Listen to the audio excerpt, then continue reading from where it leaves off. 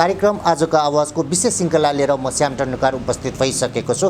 आज हामीसँग हुनुहुन्छ CBM इन्टरनेसनलका country director Suraj Sigdel sir हुनुहुन्छ। उहाँसँग आज हामी विशेष कुराकानी गर्नेछौँ। यहाँलाई कार्यक्रममा स्वागत छ। नमस्ते, धन्यवाद सर। जस्तो अब हामीले भर्खर चर्चा गऱ्यौँ, जस्तो अब चाहिँ आज हामी कुराकानी गर्नेछौँ राष्ट्रिय अपाङ्ग महासङ्घ नेपालले CBMको साझेदारीमा सञ्चालन गरेको कोभिड-19 को प्रतिकारमा अपाङ्ग समावेशीकरण नामक परियोजनाको बारेमा केही जानकारी दिनुपर्दा के भन्नुहुन्छ? धन्यवाद। वास्तवमा यो म परियोजनाको भित्र जानुभन्दा अगाडि थोरै CBMको बारेमा केही भन्न चाहन्छु। दर्शकवृन्दहरूलाई पनि थाहा होस् कि CBMले के काम गर्दो रहेछ नेपालमा भन्ने कुरामा। CBM इन्टरनेसनल नेपालमा 1982 सन् 1982 देखि चाहिँ काम गर्दै आइरहेको छ र हामी अपाङ्गता भएका व्यक्तिहरूको अधिकारलाई सुनिश्चित गर्नको लागि विभिन्न स्वास्थ्य, शिक्षा, रोजगारी र अपाङ्गता भएका व्यक्तिहरूको सङ्गठन र उहाँहरूको राजनीतिक अधिकार सुनिश्चित गर्नको लागि काम गर्छौँ। र नेपालमा हामी 7वटै प्रदेशमा विभिन्न किसिमका क्रियाकलाप गरिरहेका छौँ र CBM एउटा अन्तर्राष्ट्रिय गैर सरकारी संस्था भएको कारणले गर्दा हामी नेपालमा भएका विभिन्न नेपाली गैर सरकारी संस्थाहरूसँग मिलेर हामी काम गर्छौँ। र यो कोभिडको सिलसिलामा कुरा गर्नुपर्दा वास्तवमा यहाँलाई थाहा पनि छ, कोभिड जस्तो एउटा यो प्रकोप एउटा चाहिँ हाम्रो चाहिँ यो ह्युमेनिटेरियन इस्यु भन्छौँ हामी। यसले चाहिँ सबैभन्दा बढी चाहिँ गरिब अथवा चाहिँ अपाङ्गता भएका व्यक्ति, वृद्ध र बालबालिकालाई असर गर्छ। त्यस कारणले CBMले पनि हाम्रो आफ्नो दायित्व बोध गरेर अपाङ्गता भएका व्यक्तिहरूलाई कोभिडको असरको न्यूनीकरण गर्नको लागि हामीले परियोजना गरेका छौँ। र यो परियोजनामा हामीसँग 3वटा साझेदार संस्थाहरू हुनुहुन्छ। राष्ट्रिय अपाङ्ग महासङ्घ एउटा भयो, त्यसपछि सप्रोस नेपाल भन्ने संस्था छ र त्यस्तै गरेर CMC भन्ने संस्था छ जसले चाहिँ मनोसामाजिक परामर्शको काम गर्दछ। सर, जस्तो अब चाहिँ यो चाहिँ कस्तो देखिएको छ? जस्तो अब यो परियोजनाहरू गरिरहनु भएको छ यहाँहरूले, जस्तो अब चाहिँ सिन्धुपाल्चोकको हेलम्बु इन्द्रावती गाउँपालिका तथा मण्डन देउपुर नगरपालिका र भुम्न गाउँपालिकामा केन्द्रित भएर चाहिँ काम गरिरहनु भएको छ र कस्तो चाहिँ अब चाहिँ फिडब्याक आएको छ, कसरी कामहरू भइरहेको छ? धन्यवाद फेरि पनि प्रश्नको लागि। कस्तो छ भने अब हामी जस्तो गैर सरकारी संस्था हामी नेपालभरि पुग्न सक्दैनौँ र हामीले एउटा चाहिँ हाम्रो निड एनालाइसिस गऱ्यौँ, जहाँ चाहिँ हामीले के पत्ता लाग्यो भन्दाखेरि जुन यो अघि तपाईँले 4वटा नाम लिनुभयो, सिन्धुपाल्चोकका 2वटा र काभ्रेको 2वटा पालिकाहरूमा त्यहाँको अपाङ्गता भएका व्यक्तिहरू र अरूले पनि कोभिडको कारणले गर्दा रोजगारी गुमाएको, आफ्नो दैनिक कार्यक्रममा जान नसकेको, शिक्षामा पहुँच चाहिँ अवरुद्ध भएको कारणले गर्दाखेरि उहाँहरूलाई एउटा त दैनिक गुजारा कसरी चलाउने भन्ने कुरामा चाहिँ समस्या भइरहेको र दोस्रो कुरा चाहिँ के देखियो भन्दाखेरि उहाँहरूको मनोसामाजिक अवस्था पनि जब मान्छेले गुमाउँछ नि त हैन, अब आफ्नो रोजगारी गुमाउँछ अथवा बालबालिकाहरू स्कुल जान पाउँदैनन्, विद्यालय जान पाउँदैनन्, त्यो बेलामा चाहिँ मनोसामाजिक अलिकति स्ट्रेसको समस्याहरू हुन्छ। त्यो हामीले थाहा पाएपछि यहाँ काम गर्नुपर्छ भन्ने चाहिँ लिएर हामीले त्यहाँको पालिकाहरूसँग कुरा गऱ्यौँ र हाम्रो साझेदार संस्थाहरूले कुरा गरिसकेपछि ल है यहाँ हामीले केही गर्नुपर्छ भनेर हामी लाग्यौँ। र त्यो गर्ने क्रममा एउटा बडो इन्ट्रेस्टिङ कुरा म तपाईँलाई भन्छु। हामी अपाङ्गताको क्षेत्रमा काम गर्छौँ, अपाङ्गता भएका व्यक्तिहरूसँग काम गर्छौँ र यसमा चाहिँ एउटा इस्यु, एउटा सवाल छ। त्यो भनेको के भने जसको सवाल उसैको नेतृत्व। अपाङ्गता भएका व्यक्तिहरूसँग काम गर्नको लागि अथवा उहाँहरूको अधिकारको लागि काम गर्नको लागि चाहिँ हामीले चाहिँ अपाङ्गता भएका व्यक्तिहरूकै संस्थासँग काम गर्नुपर्छ भन्ने मूल मर्म चाहिँ CBMले बोकेर हामी काम गर्छौँ। त्यस कारणले राष्ट्रिय अपाङ्ग महासङ्घसँगको साझेदारी चाहिँ कसरी रहेको छ भने उहाँहरूले चाहिँ यी हरेक कार्यक्रम जुन हामीले गर्छौँ, अब कोभिडकै यो रेस्पोन्सको कुरा होस्, बेसिक निड सपोर्टको कुरा हो, त्यसमा चाहिँ उहाँहरूले चाहिँ अपाङ्गता भएका व्यक्तिहरूको सबै यो प्रोजेक्ट साइकलमा सहभागिता र उहाँहरूको आवाज चाहिँ सुनिश्चित गर्नुहुन्छ। त्यस कारणले गर्दा यो 4वटामा हामीले चाहिँ गरिरहेका छौँ र हाम्रो टार्गेट के छ भन्दाखेरि लगभग 800 परिवारलाई हामी यो बेसिक निड भन्छ, त्यो भनेको चाहिँ खाद्यान्न, केही चाहिँ हाइजिनको सामान र केही चाहिँ उहाँहरूलाई यो डिग्निटी किट भन्छ महिलाहरूलाई आवश्यक, त्यो कुराको सपोर्ट गर्ने 800 परिवारलाई त्यो हाम्रो टार्गेट छ। र त्यस्तै गरेर 2000 भन्दा बढी व्यक्तिहरूलाई चाहिँ यो मनोसामाजिक परामर्श अथवा मानसिक समस्या छ भने उहाँहरूलाई ट्रिटमेन्टको पनि फेसिलिटी दिने हामीले काम र टार्गेट राखेर यसलाई हामीले सुरु गऱ्यौँ। यो परियोजना सन् 2020 को मेदेखि सुरु भएको छ र यो डिसेम्बरसम्म चल्छ र हामी चाहिँ अब यो पूर्व सन्ध्यामा छौँ प्रोजेक्टको र धेरै हाम्रो टार्गेटहरू चाहिँ हामीले एचिभ गरिसकेको अवस्था छ र हामीले लगभग 740-45 परिवारमा हामी पुगिसकेका छौँ बेसिक निड सपोर्टको लागि र लगभग 1500 जना जति यो मनोसामाजिक परामर्श आवश्यकता भएको व्यक्तिहरूसँग हामी पुगेर उहाँहरूलाई सेवा प्रदान गरिसकेका छौँ। जस्तो यो परियोजना सञ्चालन गर्दा जनप्रतिनिधिहरूको सहभागिता, उहाँहरूको साथ सहयोग र उहाँहरूबाट चाहिँ कस्तो खालको चाहिँ भूमिकाहरू चाहिँ पाउनुभएको छ, कस्तो खालको चाहिँ त्यो सिनेरियोहरू चाहिँ कसरी डेभलप भएको छ जस्तो जनप्रतिनिधिहरूबाट? अत्यन्त महत्त्वपूर्ण कुरा यहाँले ल्याउनु भयो। सायद मैले बिर्सिन्थेँ पनि होला यो कुरा भन्नको लागि। धन्यवाद छ प्रश्नको लागि। हामीले काम गर्ने क्रममा वास्तवमा यसको ओनरसिप र भोलि गएर यसको आवश्यकताको कुराहरू सबैलाई विचार गर्नको लागि चाहिँ जनप्रतिनिधिहरू र जनप्रतिनिधि मात्रै होइन, हामी जसको लागि मैले अघि भने नि जसको सवाल उसैको आवाज, उसको नेतृत्व भने जस्तो हामीले हरेक पालिकामा के गर्यौँ त भन्दाखेरि त्यहाँ चाहिँ हामीले एउटा समावेशी त्यसको कमिटी चाहिँ गठन गर्न चाहिँ हामीले सहजीकरण गऱ्यौँ हरेक पालिकालाई।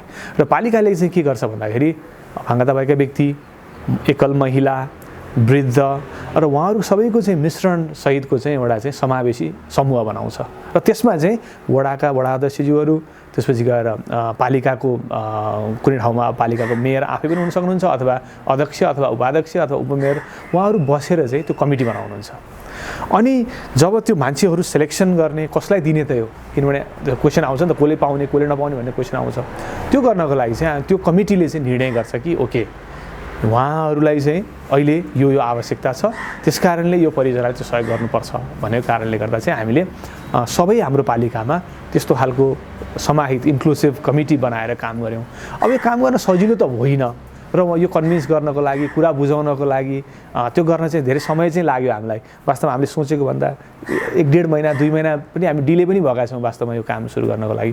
तर हाम्रो राष्ट्रिय अपाङ्ग महासङ्घको र हाम्रो साझेदार संस्थाहरूको निरन्तर प्रयासले गर्दाखेरि चाहिँ हामीले सबै ठाउँमा यो समावेशी समूह र कमिटी बनाउन सक्यौँ र त्यसैको मार्फत चाहिँ हामीले काम गर्न सक्यौँ। त्यस कारणले गर्दा काम चाहिँ सुरुमा गाह्रो भयो, तर जब त्यो कमिटी बनिसकेर त्यसले चाहिँ एक्सनमा आयो त्यसपछि चाहिँ हामीले कामलाई चाहिँ राम्रोसँग अगाडि बढाउन सक्यौँ। जस्तो सर अब यो परियोजनाको चाहिँ सरहरू अन्तिम चरणमा हुनुहुन्छ होइन, धेरै अब एचिभमेन्ट भइसक्यो भन्ने कुरा पनि राख्नुभयो। अब यो परियोजना निरन्तर लैजाने सोचमा हुनुहुन्छ कि अथवा चाहिँ यो परियोजनाको अब चाहिँ डिसेम्बरबाट सकेपछि चाहिँ यहाँहरू चाहिँ सलग्ग फर्केर आउनुहुन्छ, के छ यस्तो योजनाहरू अथवा चाहिँ कसरी अघि बढ्छ होला? अब यसमा कस्तो हुन्छ भने यो डेभलपमेन्टको यो चाहिँ अब ह्युमेनिटेरियन दुईवटा पर्सपेक्टिभ हुन्छ। अहिले कोभिडको हामीले यो जुन परियोजना छ यसलाई चाहिँ हामीले एउटा ह्युमेनिटेरियन पर्सपेक्टिभबाट हेरेका छौँ र यसको आफ्नै लाइफ साइकल हुन्छ। भनेको के भने ह्युमेनिटेरियनको अवस्थामा मान्छेहरूलाई तत्काल आवश्यकता हुन्छ र तत्काल त्यसको चाहिँ परिपूर्ति गर्न सकेनौँ भने त्यसको असर चाहिँ लामो समयसम्म पर्न सक्छ। त्यस कारणले तत्काल नै हामी चाहिँ एक्सनमा आउनुपर्ने हुन्छ। त्यस कारणले गर्दा हामीले यो 6 महिने 6.5 महिने प्रोजेक्टलाई चाहिँ ल्याएका हौँ र त्यो अनुसार चाहिँ हामीले तत्काल उहाँहरूको आवश्यकताहरूलाई पूर्ति गर्नको लागि हामीले सहयोग गऱ्यौँ।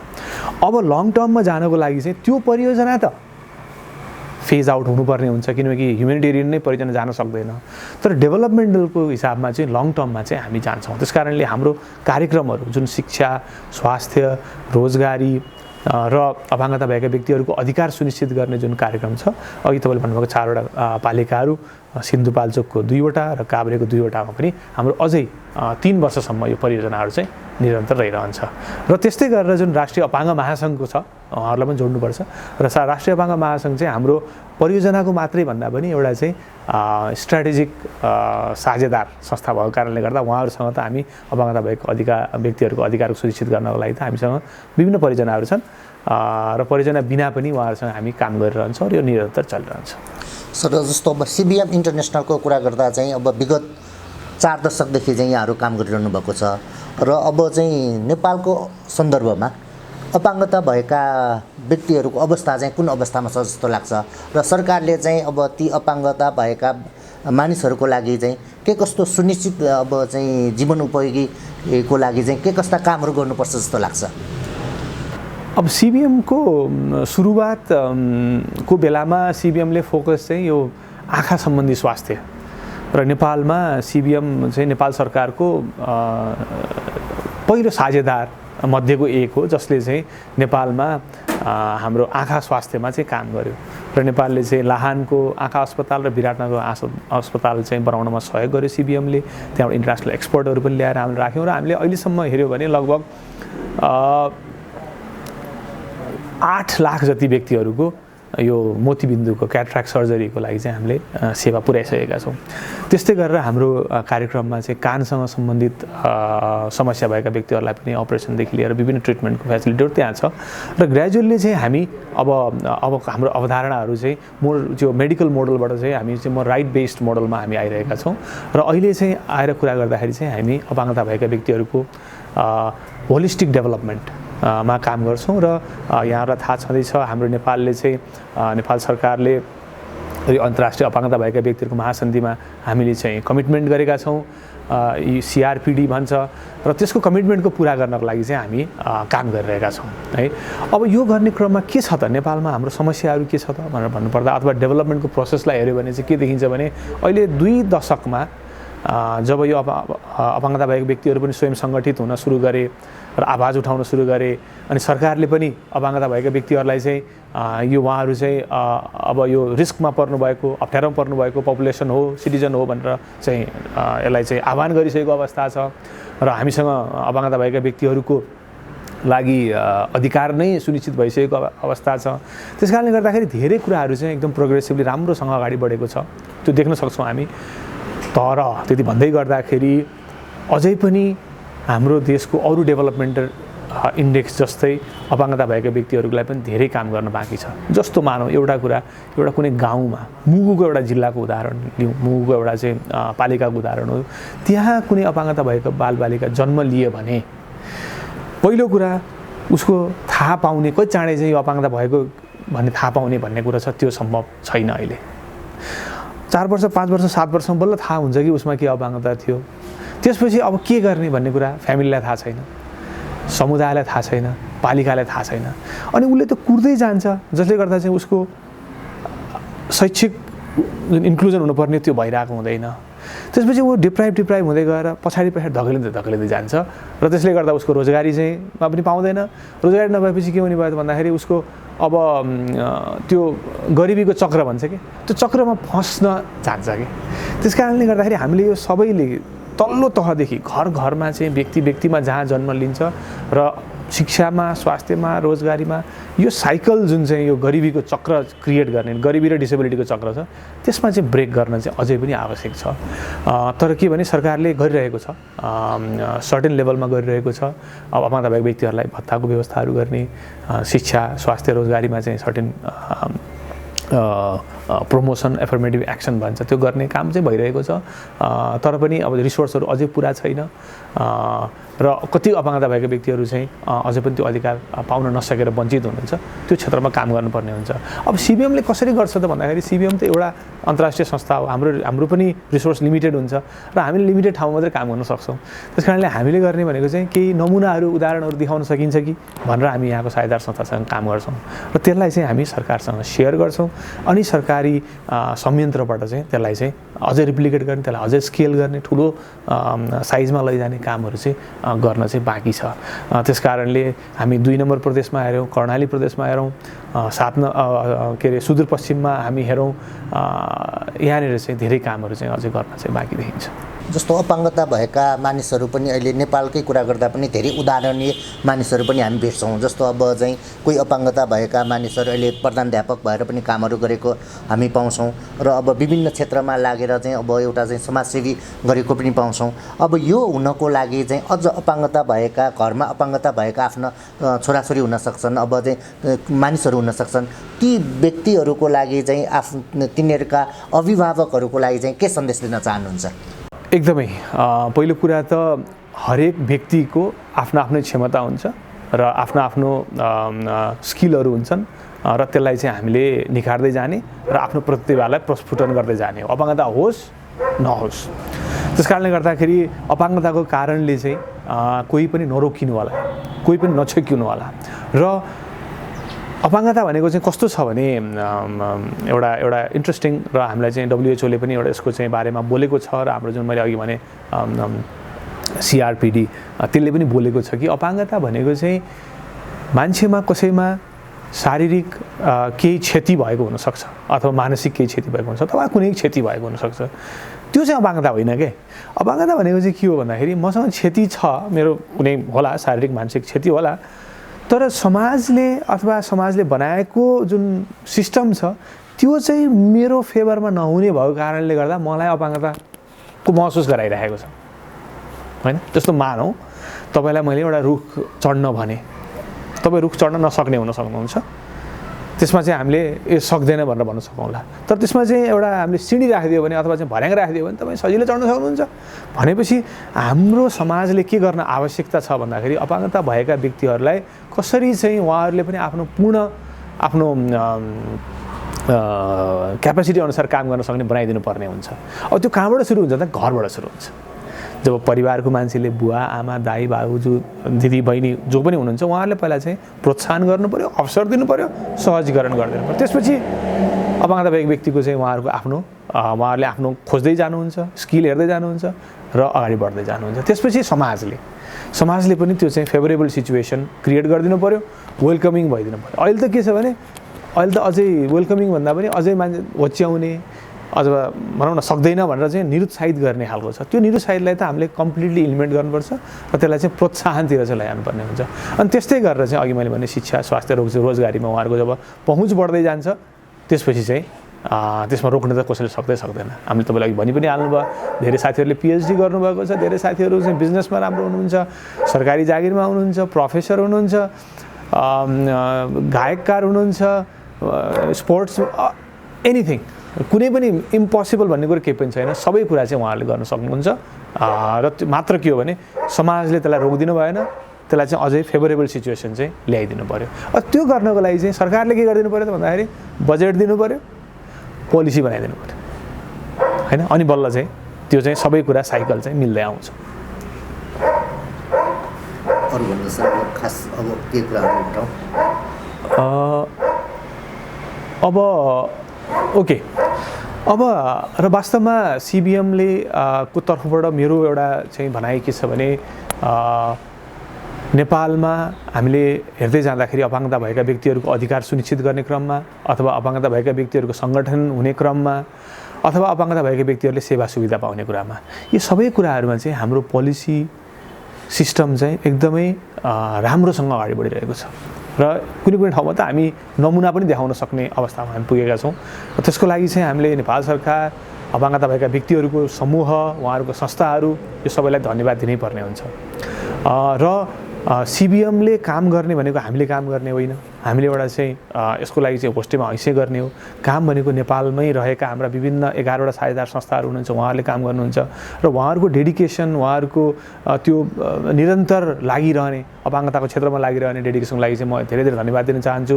र यी 4वटा जिल्ला के 4वटा नगरपालिका जहाँ हामी अहिले यो कोभिड-19 को लागि चाहिँ यो समाहित परियोजना हामी गर्दैछौँ, त्यसका विभिन्न लोकल अथवा त्यहाँको चाहिँ प्रतिनिधिहरू हुनुहुन्छ, त्यहाँका समूहहरू हुनुहुन्छ, उहाँहरूलाई धन्यवाद दिन चाहन्छु, जसले गर्दा चाहिँ हामी 800 भन्दा बढी परिवारमा हामी जान सकेका छौँ। र वास्तवमा यो CBMको कार्यक्रम यो ठुलो कार्यक्रम होइन, तर पनि हाम्रो एउटा सोच चाहिँ के हो भने यही 3-4 महिनामा पनि जसलाई चाहिँ गाह्रो परेको छ त्यसमा चाहिँ हामीले थोरै भए पनि सहयोग गर्न सकौँ, जसले गर्दा चाहिँ कोभिडको यो त्रास अथवा यसको जुन असर सिद्धिसकेपछि उहाँहरू चाहिँ फेरि फर्केर आफ्नो निरन्तर शिक्षा स्वास्थ्य रोजगारमा लाग्न सकुन् भन्नको लागि चाहिँ हाम्रो एउटा प्रयास हो। सजिलो थिएन, हामीले काम गरिरहेका छौँ। यहाँहरू सबैको सहयोगको लागि चाहिँ धन्यवाद दिन चाहन्छु। सर जस्तो अब सरले सुरुमै स्ट्र्याटेजी बनाउने काममा पनि CBM र राष्ट्रिय अपाङ्ग महासङ्घ नेपाल मिलेर चाहिँ गर्ने भन्ने कुरा राख्नु भएको थियो। जस्तो अब स्ट्र्याटेजी बनाउँदा चाहिँ जस्तो अब नेपाल गभर्मेन्टको चाहिँ अब के कति सहयोग पाउनु भएको छ, जस्तो अब सकारात्मक पाटो पनि देखिन्छ, अपाङ्गता भएका मानिसहरूले पालिकाहरूले नै अब चाहिँ भत्ताको व्यवस्था पनि गरेको छ। यसलाई चाहिँ अझ अब चाहिँ अपाङ्गता भएका मानिसहरूलाई चाहिँ अझ आत्मबल बढ्ने कामको लागि चाहिँ कस्ता कार्यक्रमहरू कस्ता नीतिहरू चाहिँ बन्नु आवश्यक छ जस्तो लाग्छ? बडो इन्ट्रेस्टिङ क्वेसन गर्नुभयो। वास्तवमा अहिलेको यो हाम्रो यो डेभलपमेन्टको पर्सपेक्टिभ र अपाङ्गताको क्षेत्रमा काम गर्ने एउटा त्यही डिरेक्सनमा गइरहेको छ कि तपाईँले जुन ठ्याक्क क्वेसन ल्याउनु भयो त्यो भनेको चाहिँ कम्युनिटी बेस्ड इन्क्लुसिभ डेभलपमेन्ट भन्छ कि यो समुदायमा आधारित समाहित विकास।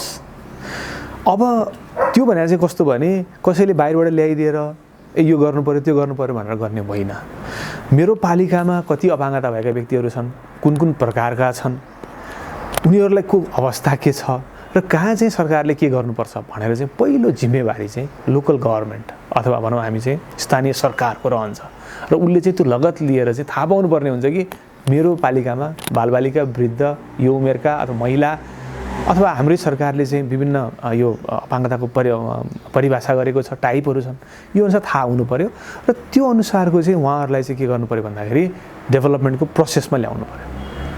अब उहाँहरूको जुन 7 स्टेपको चाहिँ जुन बजेट प्रोसेस छ त्यो प्रोसेसमा अपाङ्गता भएका व्यक्तिहरूको लागि को आवश्यकता, उहाँहरूको आवाज र उहाँहरूको चाहिँ पार्टिसिपेसन हुनु पर्यो, जसले गर्दा चाहिँ के गर्नुपर्छ त भन्ने कुरा थाहा होस्। त्यसपछि बजेटमा त्यो रिफ्लेक्ट हुनु पर्यो, बजेट आउनु पर्यो नि त, होइन? नत्र भने हामीले पोलिसी त बनाउँछौँ तर प्रोजेक्टको के अरे बजेट भएन भने त त्यो काम त हुँदैन। त्यहाँले बजेट हुनु पर्यो र त्यो बजेटलाई इम्प्लिमेन्टेसन गर्नको लागि पनि फेरि अपाङ्गता भएका व्यक्तिहरू अथवा उहाँहरूको समूहहरू अथवा उहाँहरूको चाहिँ संस्था छ भनेसँग मिलेर चाहिँ काम गर्नु पर्यो। अनि बल्ल हामीले के भन्न सक्छौँ भन्दाखेरि अपाङ्गता भएका व्यक्तिहरूको लागि काम भइरहेको छ र उहाँहरूको चाहिँ हामी अर्को 5, अर्को 7, अर्को 10 वर्षमा चाहिँ एकदम टान्जिबल चाहिँ हामी चेन्ज देख्न सक्छौँ हरेक पालिकामा। अब हाम्रो नेपाल सरकारले त हामीलाई बनाइदिएको छ अपाङ्गता भएका व्यक्तिहरूको अधिकार सम्बन्धी ऐन बनाएर नै हामीलाई लागू गरिदिएको छ, एकदमै पोजिटिभ कुरा हो। तर त्यसलाई चाहिँ स्थानीय सरकारले चाहिँ आत्मसात गरेर चाहिँ पोलिसीहरू प्रोसेसहरू बनाउनु पर्ने हुन्छ। अब अर्को इक्जाम्पल लिन्छु, जस्तो यो शिक्षाको कुरा गरौँ। अब शिक्षामा के हुन्छ भन्दाखेरि हाम्रो चाहिँ शिक्षाको पनि पोलिसी छ, त्योभित्र समाहित शिक्षाका कुराहरू पनि छन्। त्यहाँ चाहिँ के भनेको छ भने अपाङ्गता भएका बालबालिका पनि ले पनि पढ्न पाउनुपर्छ र त्यो सुनिश्चित गरिनुपर्छ भन्ने भनेको छ। र हाम्रो नेपालमा के छ भने अहिले लगभग 97% इनरोलमेन्ट पनि भेटिन्छ बालबालिकाहरू जुन चाहिँ स्कुल जाने एजको। 3% छुटेका छन्। को छुटेका छन् त भन्दाखेरि चाहिँ हामीसँग कुनै रिसर्च त छैन, तर हामीले हाम्रो काम गर्ने क्रममा के देख्छौँ भने ती छुट्ने बालबालिकाहरूको धेरै जस्तो चाहिँ त्यही अपाङ्गता भएका बालबालिका हुन्। हेर्नुहोस्, अपाङ्गता भएको हुन्छ, बाबुआमालाई पनि थाहा हुँदैन यो के हो भन्ने कुरा, अनि स्कुललाई पनि लगेर चाहिँ कसरी उनीहरूलाई चाहिँ इनरोल गरेर चाहिँ अगाडि बढाउने भन्ने थाहा हुँदैन, त्यस कारण उनीहरू छुट्छन्।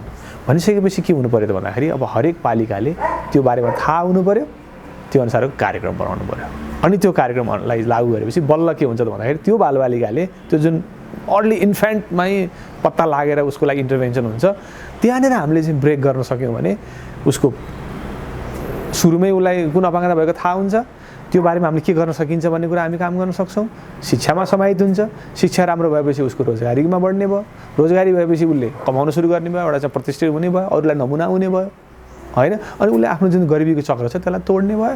त्यसपछि अनि एउटा चाहिँ फरक किसिमको चाहिँ एउटा चाहिँ हामीले जुन अपाङ्गता भएका व्यक्तिहरू भनेर जुन अथवा जुन जसरी चाहिँ हामीले उहाँहरू चाहिँ त्यो भन्नै नपर्ने अवस्था आउन सक्ने बनाउन सकिन्छ। तर त्यसको लागि चाहिँ अब सबै मिलेर चाहिँ हामी काम गर्नुपर्ने हुन्छ। पालिकाले त अब यो चाहिँ अपाङ्गता भएका मानिसहरूको परिचय पत्र बनाउने कामहरू पनि थालेको छ। यसबाट पनि अब चाहिँ एउटा चाहिँ छुट्टिन्छ होला नि, जस्तो अब यो खालको अपाङ्गता भएको मानिस भनेर छुट्टिन्छ। त्यसमा चाहिँ हाम्रो अब जुन परिचय पत्रको कुरा छ त्यो एउटा राम्रो प्रोसेस हो। त्यसले चाहिँ अपाङ्गता भएका व्यक्तिहरूलाई आफूलाई एउटा आइडेन्टिटी पनि हुने कुरा भयो, सँगसँगै विभिन्न किसिमका चाहिँ सेवा सुविधाहरूलाई एक्सेस गर्न पनि त्यसले सहयोग गर्छ। त्यो चाहिँ राम्रो पाटो चाहिँ छ। तर त्यसले के हुन्छ त भन्दाखेरि अब हाम्रो सरकारले कति चाहिँ त्यसलाई भत्ता दिइराखेको छ अथवा कहाँ के सुविधा पाइराखेको छ, के त्यतिले पुग्छ त? के त्यतिले दिनचर्या मात्रै चल्न पुग्ने हो कि वास्तवमा चाहिँ एउटा जुन हामीले एउटा प्रोडक्टिभ सिटिजन बनाउने भन्ने कुरा गर्छौँ अथवा उहाँहरू चाहिँ आफूलाई चाहिँ आत्मसम्मानसहित आफू इन्डिपेन्डेन्ट हुन सक्ने पुग्छ कि पुग्दैन? 3000, 4000, 2000 रुपियाँले महिनाकोले पुग्छ कि पुग्दैन? यो कुरा चाहिँ विचार गर्नुपर्ने कुरा छ है। त्यो नहुनुभन्दा त्यो दिनु राम्रो कुरा हो, तर के त्यसले चाहिँ उहाँहरूलाई चाहिँ प्रोडक्टिभ सिटिजन बन्नको लागि अथवा चाहिँ आफूलाई चाहिँ आत्मसम्मानसहित आफ्नो जीविकोपार्जन गर्न पुग्छ कि पुग्दैन भन्ने कुरा चाहिँ एनालाइसिस गर्नुपर्नेछ। आजभोलि एउटा चाहिँ के देखिएको छ भनेपछि अपाङ्गता भएका बालबालिकाको अभिभावकहरू चाहिँ युनाइटेड भएर सङ्गठित भएर चाहिँ विद्यालय खोल्ने अनि चाहिँ उनीहरूको अब चाहिँ शिक्षा दिने कामहरूमा जुटेको, उनीहरूको अब चाहिँ सेवा सुविधामा लागेको देखिन्छ। त्यस्ता समूहहरूलाई चाहिँ के भन्न चाहनुहुन्छ? अब हेर्नुहोस्, यो अब उहाँहरूको अब आफ्नो आफ्नो अब्जेक्टिभ उद्देश्यले उहाँहरूले खोल्ने हुन्छ होइन। त्यसमा चाहिँ कस्तो छ भने केही यस्तो खालको अपाङ्गताको अवस्थाहरू हुन्छ जहाँ चाहिँ हामीले अर्ली स्टेजमा त्यस्तो खालको चाहिँ सँगसँगै गऱ्यौँ भने अभिभावकहरूले पनि सेयर गर्न पाउने होइन, आफ्नो बच्चालाई मैले कसरी केयर गरेँ, के गरेँ, मलाई कहाँ गाह्रो भयो, कहाँ अप्ठ्यारो भनेर एकअर्कालाई त्यो पियर सपोर्ट हुने र बालबालिकाहरूलाई पनि एक ठाउँमा ल्याएर गर्न मिल्ने भन्ने चाहिँ हुन्छ र यो चाहिँ अब विभिन्न देशहरूमा प्र्याक्टिस पनि गरिएको छ। तर त्यसलाई चाहिँ हामीले यो ठिक र बेठिक भनेर हेर्दाखेरि पनि त्यसले चाहिँ काम के गरिरहेको छ भनेर चाहिँ अलिकति अब्जेक्टिभली ओरिएन्टेड भएर हेऱ्यौँ भने चाहिँ राम्रो होला। त्यो भन्न खोजेको चाहिँ के हो भने समूह बनायो भन्दैमा छुट्टै गऱ्यो भनेर नराम्रो भन्न पनि मिल्दैन र त्यो आवश्यक छ भने चाहिँ त्यो गर्नु पनि पर्नेलाई प्रोत्साहन पनि गर्नुपर्ने हुन्छ। तर त्यो कुन अवस्थामा र के अब्जेक्टिभली गरिएको छ त्यसमा हेर्नुपर्ने हुन्छ। जस्तो केही चाहिँ अपाङ्गता जस्तो चाहिँ यो इन्टेलेक्चुअल डिसेबिलिटी भन्छ, त्यसमा चाहिँ कहिलेकाहीँ त्यस्तो खालको समूह बनाएर काम गर्दाखेरि राम्रो चाहिँ त्यसको उहरू आएको, नतिजाहरू आएको चाहिँ भेटिन्छ। नेपालमा पनि भेटिन्छ र विदेशहरूमा पनि हामीले त्यो देख्न सक्छौँ। तर चाहिँ हामी फेरि समाहित शिक्षा, समाहित समुदाय भन्दै गर्दाखेरि चाहिँ त्यो स्कुलबाट अनि फेरि हामी समुदायमा अरू स्कुलमा कसरी जान्छौँ त, त्यसको ट्रान्जिसन कसरी हामी गर्छौँ भन्ने कुरा चाहिँ इम्पोर्टेन्ट हुन्छ। सर, अब जाँदा जाँदा अन्त्यमा के भन्न चाहनुहुन्छ? अन्त्यमा यहाँलाई धन्यवाद दिन चाहन्छु र अपाङ्गताको सवालमा धेरै कम यस्ता खालका बहसहरू अथवा यस्ता जानकारीहरू हुन्छन्। तपाईँहरूले यो ल्याउनु भएको छ, यसलाई चाहिँ मेरो तर्फबाट हार्दिक शुभकामना र अपाङ्गताको क्षेत्र अझै पनि हामी सबै विकास गर्दाखेरि पनि अपाङ्गता भएका व्यक्तिहरू चाहिँ सबैभन्दा पछाडि पारिने चाहिँ व्यक्तिहरू हो। हामी महिला कुरा गर्छौँ, महिला पनि अपाङ्गता भएको महिला हुने बित्तिकै अझै गाह्रो हुन्छ। हामी अरू चाहिँ जुन पछाडि पारिएको समूह हेर्छौँ त्यो भित्र पनि अपाङ्गता भएका व्यक्ति हुने बित्तिकै, बालबालिका, महिला, वृद्ध हुने बित्तिकै चाहिँ अझै गाह्रो हुन्छ। त्यस कारणले यसको बारेमा बोलौँ, आवाज उठाउँ, हामी सबै चाहिँ सहकार्य गरौँ र अपाङ्गता भएका व्यक्तिहरूको चाहिँ अधिकार सुनिश्चित गरौँ भन्न चाहन्छु। धन्यवाद। आजको कार्यक्रम यहाँलाई कस्तो लाग्यो? सल्लाह सुझावको अपेक्षासहित कार्यक्रमबाट बिदा चाहन्छु। नमस्कार।